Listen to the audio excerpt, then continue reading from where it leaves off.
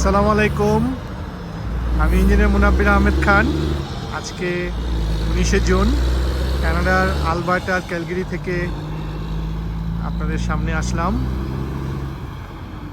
আজকে সকাল থেকেই খুব রৌদ্রোজ্জ্বল একটা সানি আবহাওয়া, যদিও টেম্পারেচার আসলে এই রৌদ্র দেখে আলোক রৌদ্রোজ্জ্বল দেখে বোঝার উপায় নাই যে এখন টেম্পারেচার 3 থেকে সকালে 3 ছিল, এখন হয়তো 4-5-এর মতো উঠছে আর কি। যাই হোক, খুব সুন্দর একটা আবহাওয়া, সানি ওয়েদার। এখন কালের হিসাবে, ঋতুর হিসাবে কানাডার এখন গ্রীষ্মকাল। তো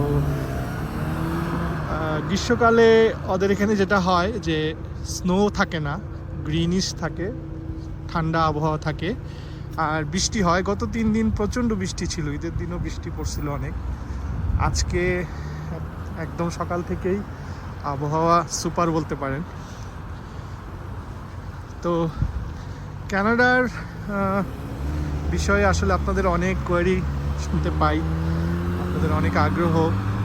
তবে আমার কাছে কেন জানি মনে হচ্ছে কানাডা আস্তে আস্তে তার উদারতা আসলে আমাদের মতো যারা বাইরের লোকদের জন্য অনেক কমায় দিচ্ছে।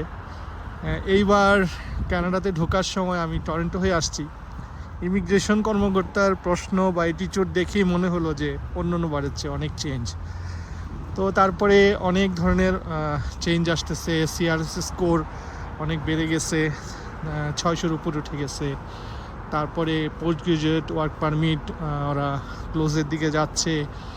সব কিছু মিলে আসলে মনে হচ্ছে না যে খুব ভালো দিকে আমরা আগাচ্ছি। বিশেষ করে আমাদের দেশ থেকে যারা ইমিগ্রেন্ট হিসাবে এখানে আসতে চায় তাদের জন্য জিনিসগুলো কঠিনের দিকেই যাচ্ছে মনে হচ্ছে। যাই হোক, গত 3-4 বছর আসলে বিশেষ করে কোভিডের পরে প্রচুর ট্যুরিস্ট ভিসাও হয়েছে, প্রচুর ইমিগ্রেন্ট ভিসাও হয়েছে, ওয়ার্ক পারমিটও হয়েছে। তো এখন ওরা সব কিছু মিলে আসলে অনেক কড়াকড়ির দিকে যাচ্ছে মনে হচ্ছে আমার কাছে। তো আপনাদের যে কোনো কানাডা বিষয়ে আগ্রহ নিয়ে আমাকে প্রশ্ন করতে পারেন। আমাদের চ্যানেলে সাবস্ক্রাইব করবেন, বেশি বেশি শেয়ার করবেন, লাইক করবেন, আর যে কোনো প্রয়োজনে আমাদের ঢাকা অফিসে যোগাযোগ করবেন। আমরা শুধু কানাডা না, আমরা আপনারা জানেন যে প্রায় সব দেশেরই ট্যুরিস্ট ভিসা প্রসেস করি। তার সঙ্গে আমরা ওয়ার্ক পারমিট নিয়ে কাজ করি না আমরা। তাছাড়া আমরা তো স্টুডেন্ট অ্যাপ্লিকেশন নিয়ে প্রসেস করি। তো যে কোনো প্রয়োজনে, সেটা ওয়ার্ক পারমিট ব্যতীত ট্যুর রিলেটেড ইস্যু হোক, ভিসা রিলেটেড ইস্যু হোক বা স্টাডি পারমিট হোক, আমাদের সঙ্গে যোগাযোগ করতে ভুলবেন না। আমরা আছি।